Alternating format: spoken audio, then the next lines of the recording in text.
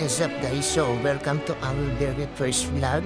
So, dito ngayon ako sa Makati at pupunta ngayon ako sa Ayala upang bumili ng mga essentials na gagamitin sa aming online selling. Wala akong idea kung meron bang national bookstore dito. So, kailangan natin magtanong. Meron ba national bookstore dito? And, yun nga, sabi nila, wala raw national bookstore dito. So, Mr. DIY lang daw ang meron. So, tingnan natin kung meron packaging tape doon or printer pen na kailangan natin for online selling. So yun nga, hanap-hanap lang tayo dito. Tingnan natin sa ibang floor, baka meron. So yun, tamang habutan mo yan ang popogi. So akit muna tayo ng escalator. So yun na nga, nakita natin na meron dito Mr. DIY. And yun, hahanap din ako ng packaging tape at printer pen. So kailangan na natin magbayad. So, pila muna tayo dito sa counter and yun.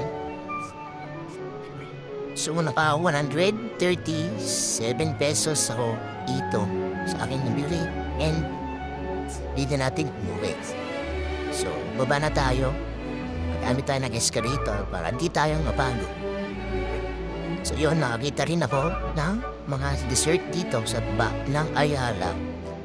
Yun, dami nagbibenta dito. So, kailangan natin umuwi. Baba tayo ng overpass and mag-book na tayo ng joyride.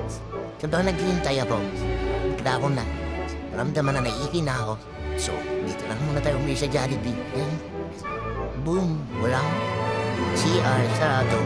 So habang naghihintay ako, nakita ko na Bible verse na magagamit natin sa pang-araw-araw.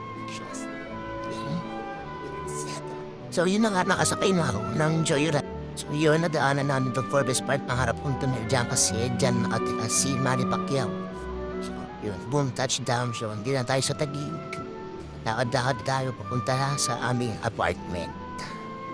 At so yun, nagburutan ng adobo ang aking jowa at nagpiprepare na rin siya ng mga damit na order. So yun lang, peace out.